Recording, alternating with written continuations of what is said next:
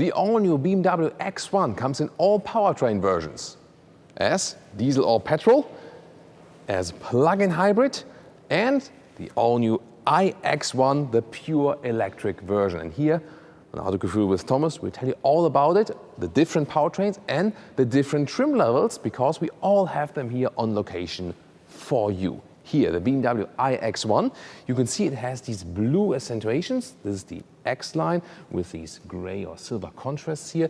But if you like, you don't have to go for this blue EV look, then only the blue logo remains, and you can depict the blue accentuations right here. But I think it looks really cool, especially also in the contrast here to the mineral white exterior color. Of course, you can also choose all the colors for all different powertrain versions. In this new generation, you can see this new white kidney. Here, it's all closed off for this, for this EV version. It doesn't need so much cooling right here. And the headlamps now always LED, and optional the matrix adaptive LED. They also then adapt in the corners, and also these more, accentuated daytime running lights. The base version would be a little bit shorter in this curve here. So a beautiful, strong look. And we have another trim version. This is here the shadow line. The shadow line comes with these black frames around the grille. This is also the extended shadow line, and then also the vertical fins are black as well. And here the plug-in hybrid has, a cooling intake. That does work. This is also then here the frozen pure gray color, this matte gray, beautiful color. And as I said, you can also make this one basically your iX-EV. So then you will also have, as a plug-in hybrid, the blue BMW logo, and you can have more blue accentuations, so you can really mix it around. The shadow line, of course, the more sinister look, actually. And here, this is, in this case, then a petrol vehicle, and there we have the X line without the shadow line, and then you have these vertical fins in a brighter styling, and also the bright frame around the kidney. In all cases, this is the compact SUV by BMW and one of the most successful models overall.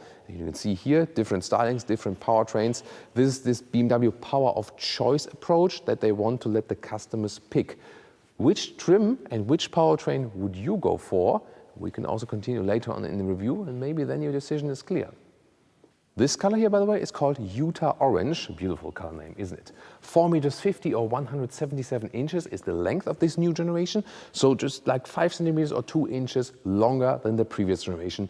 Also a little bit wider track, both front and the rear. So a little bit larger the vehicle, but just slightly. Wheels from 17 to maximum 20 inch. These here are the biggest ones, mounted on all three vehicles. The base version of the X1 would have the wheel arches just in plain black. Here the X line has it in the painted black, high gloss. And we'll soon also see how the M Sport package looks like. I really love this contrast here from the side mirrors. So I'm team chrome, basically, not team for the M Sport package where everything is black. I'll soon show the differences. Interesting that here, more aerodynamics, also with the door handles. You can see here they fold out, but then they are flush. And this is also a scheme for this vehicle. Better aerodynamics all around the vehicle, and also everything that is attached to the car, like the side mirrors and so on, actually create less wind noise. So you also have better noise insulation when driving on the interior. This is something where they paid attention to in this new generation. Towards the rear here, some kind of a shoulder, but overall a very simple and clean design. And if you have the matrix LED option, the rear lamps that already begin right here also have this special pattern right here. It would not appear in the base lamp version. And we can directly switch on to the rear, because at this moment we have a dark setup, and then you can really see how the signature here is newly formed, very modern styling. That looks cool, doesn't it?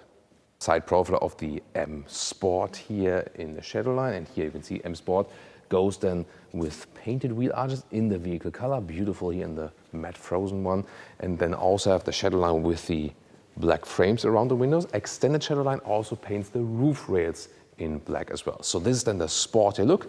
I think I would prefer, love that frozen gray color, but then maybe with the X line, then you have the chrome accentuations around the windows. So that would probably be my design pick. Interesting that suspension-wise, you either get the base suspension or adaptive M Sport suspension, which is more comfortable and sporty at the same time, because it has this adaptive factor, and also sits 50 millimeters lower in the combustion engine versions, so petrol and diesel. If you go plug-in hybrid or with the iX1, the electric version, it's not lowered because of battery protection, because the batteries on the lower floor sit a little bit lower, and it's just a safety precaution that they don't lower it 50 millimeters then. Here, X-Line in minimal white.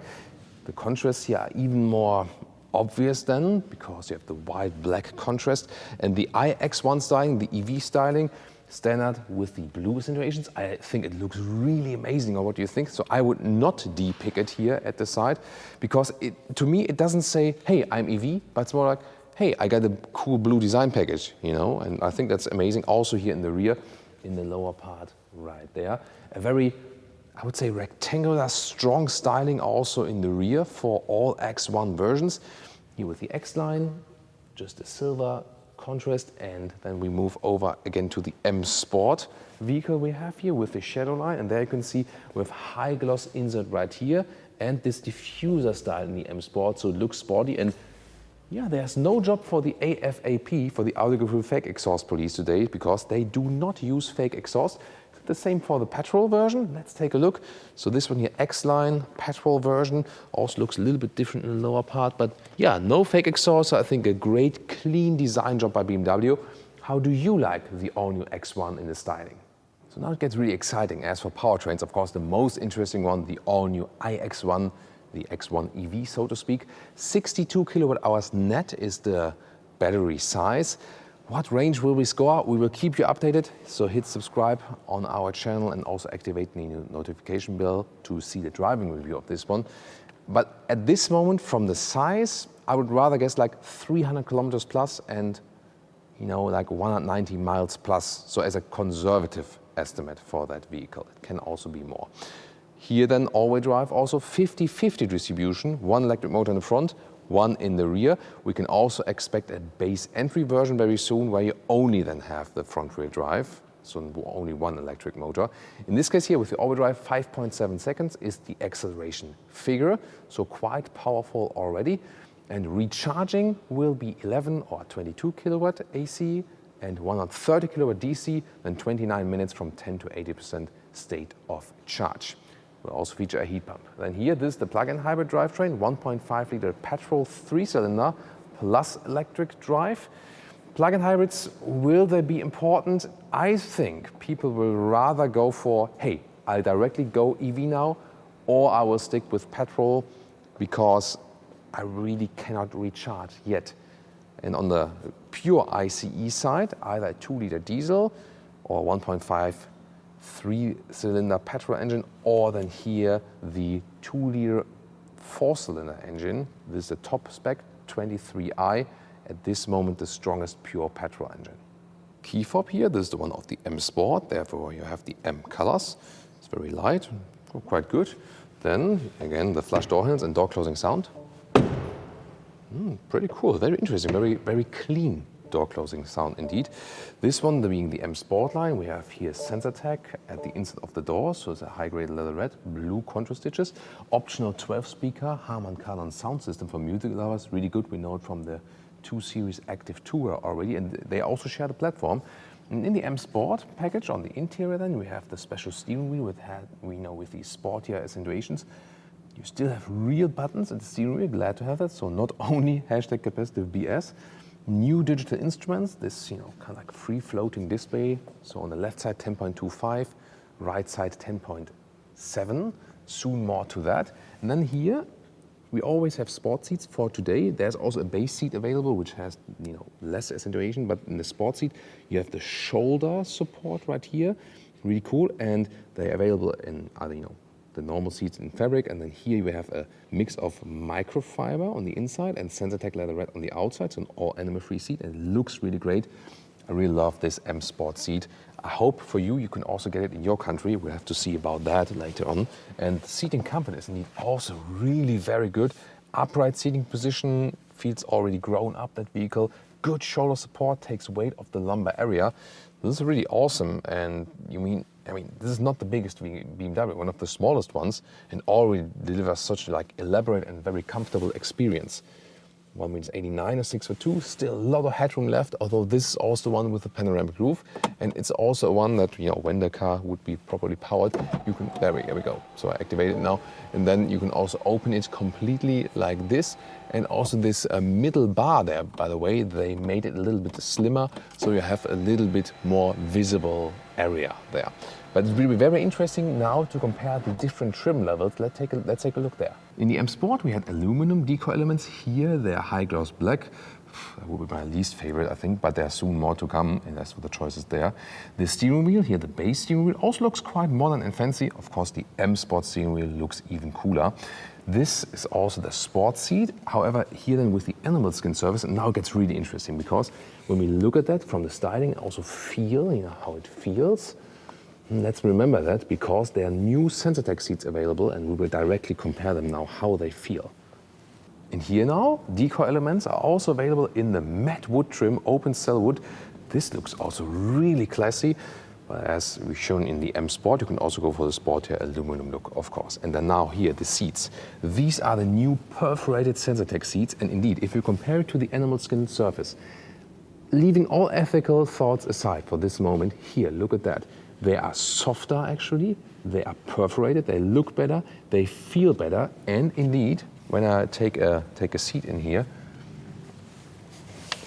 because they are softer and also have this perforation, they indeed feel better. So just from the practical aspects actually, and from the seating experience, indeed, my favorite would still be the microfiber sports seat. If you can get it in your country, it just gives you more sportiness and just feels coziest. But here then, the perforated Sensatec seats are, very soft, great experience also as well, very comfortable and definitely better from the seating comfort also if you compare to the animal skin. Interior overview, really clean and sophisticated. Sensatec dashboard you can also get with a great look. And the screens, by the way, they call the right one control display with 10.7 inch, always the same size, and then 10.25 on the left, they call it information display, which is to me a little bit confusing because if you hear information, you always think it's the infotainment on the right? So strange BMW naming. Whatever, they form one unit, and then this is then here the cool M Sport steering wheel. Great size here, shifting pedals, and you can see in this M Sport trim we have the aluminum styling once again, and then this kind of like this meshed look right here.